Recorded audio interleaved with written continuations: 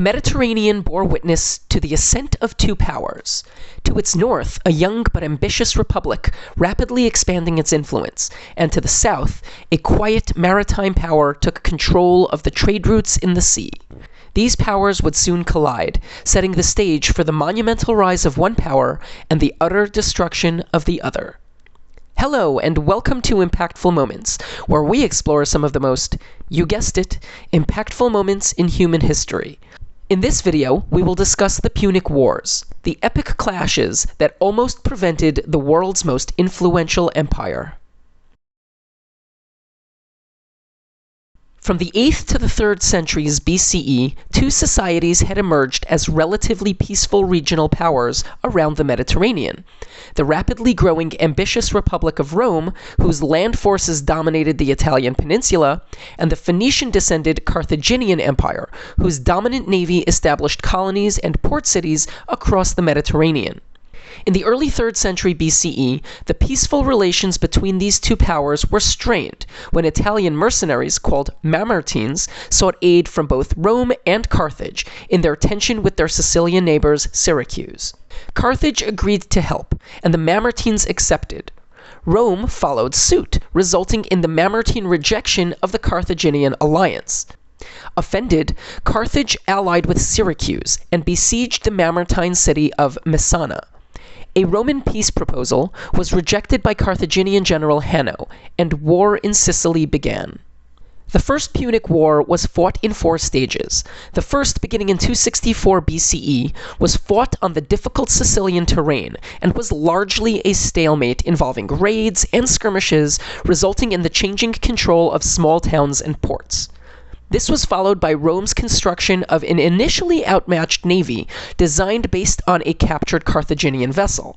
However, after a crucial addition, the corvus, a portable boarding bridge used to seize and subdue enemy ships at sea, the Romans were able to score key naval victories at Mylea in 260 and again at Sulci against Carthage's superior fleet.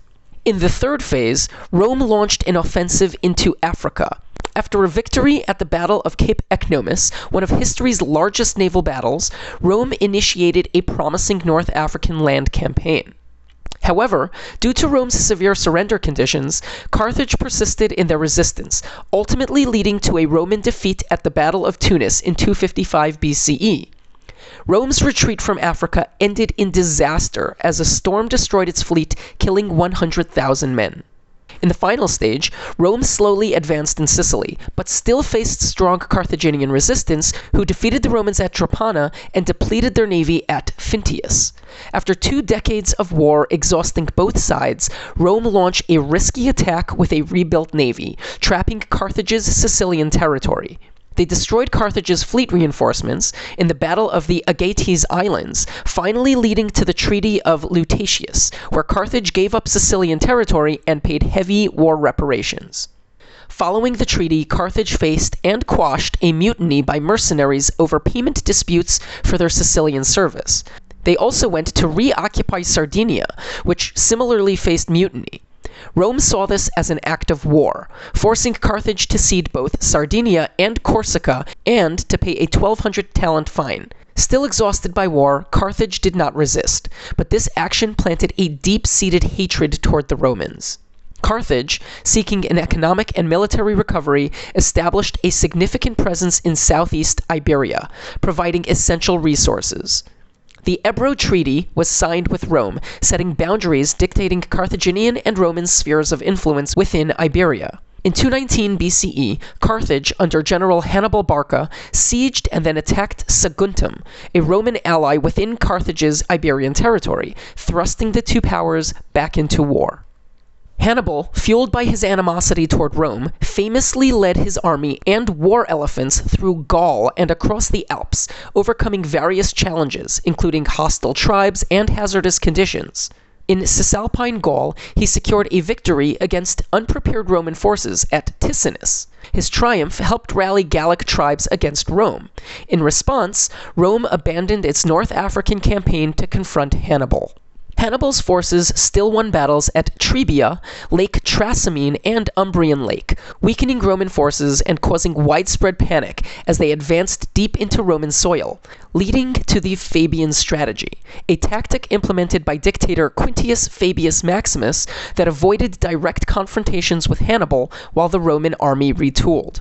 This strategy allowed Hannibal to ravage Roman provinces and became quite unpopular, leading to the election of Gaius Trentius Varro and Lucius Aemilius Paulus in 216 BCE.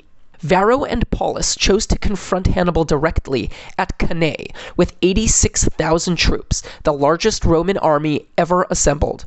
In what is considered one of history's greatest tactical military victories, Hannibal's undermanned forces decimated the Roman legions, bringing the Roman Republic to its knees. Carthage's subsequent campaign across the Italian peninsula saw many Roman allies defect, bringing Rome even closer to collapse. Fabian returned to power, and in the following decade used a modified strategy of taking lands that were far from Hannibal's immediate vicinity. While Carthage was still victorious in several battles, the strategy helped Rome reclaim much of their territory while rebuilding their army. As Hannibal fought in Italy, his brother Hasdrubal led Carthaginian forces in Iberia. Despite mixed successes, Roman forces in Iberia were able to block Carthaginian reinforcements to Italy. In 207 BCE, Hasdrubal finally crossed the Alps, but was defeated and killed by the Romans in the Battle of Metaurus. In the following year, Rome secured Iberia at the Battle of Ilipa. With the shift back in their favor, Rome, under Publius Scipio Africanus, initiated an offensive against Carthage in Africa. They forged alliances with Numidian kingdoms, taking several battles, prompting peace talks with Carthage. However, Hannibal's return from Italy emboldened Carthage, who broke off the talks. This led to a final showdown in the Battle of Zama, where Rome was decisively victorious. Carthage surrendered, and was forced to relinquish overseas territories, pay substantial reparations, and cede control of their diplomacy to Rome. Carthage, a shell of its former self, eventually recovered economically, even paying out the war reparations from the Second Punic War early.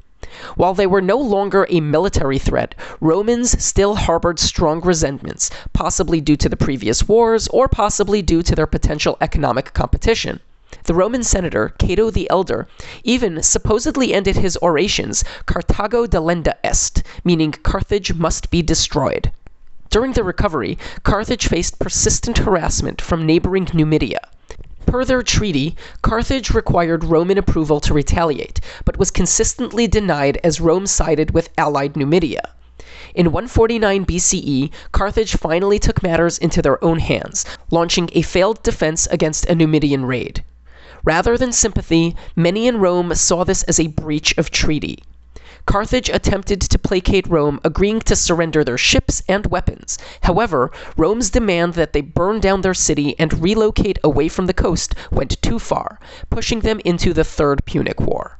Rather than full-scale war, Part 3 played out more as a protracted siege, with the heavily outmatched Carthage putting up a surprising resistance, including several successful offensives. Following a series of failed sieges and blockades, Roman power shifted to Scipio Aemilianus, the adopted grandson of former Roman general Scipio Africanus. With heightened discipline, Scipio successfully breached Carthage's walls in 146 BCE. Over the next week, Rome destroyed the city, wiping out its population other than 50,000 people who were sold into slavery. No peace treaty was signed, as Carthage was no longer in existence.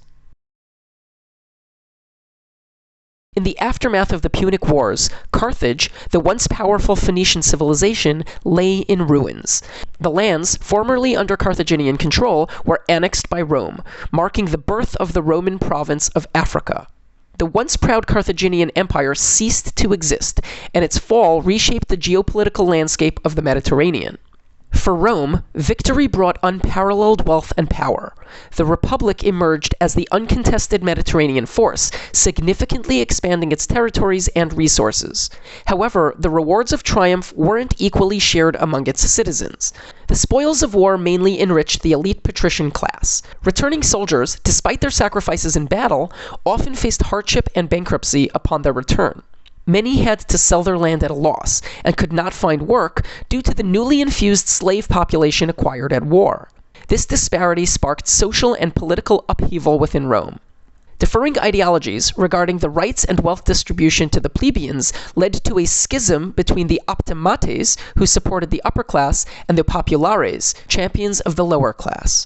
The growing unrest among the plebeians led to the rise of city slums and increased uprisings, ultimately culminating in a series of full-scale civil conflicts, including the Social War and the Sullan Civil War. Amidst this chaos, a prominent leader, Julius Caesar, emerged as a figure championing the cause of the populares and the rights of the lower classes. His political maneuvers and popular support set the stage for significant changes in the Roman Republic's governance, ultimately leading to the monumental transformation of Rome's political and social landscape. The Punic Wars stand as one of history's most riveting examples of the tantalizing question, what if? Hannibal's brilliant tactics and triumphant feats on the battlefield had Rome in the death knell, pushing it to the brink of collapse. The slightest shift in circumstances could have heralded the downfall of Rome, the ascent of Carthage, and a completely altered course of human history, leading to a dramatically different world today. Rome's eventual victory, however, did more than just secure its survival. It emboldened the Roman Republic, setting the stage for its ascent to monumental heights. The aftermath of the wars witnessed Rome's triumphant expansion into additional territories, with conquests in regions such as Greece, Gaul, Asia, Africa, and various parts of Europe, solidifying Rome as an imperial juggernaut, laying the groundwork for the Western society we know today. If you enjoyed this video and found it informative, please consider liking and subscribing to our channel. Your support helps us to continue creating captivating, impactful historical content. Thanks for watching.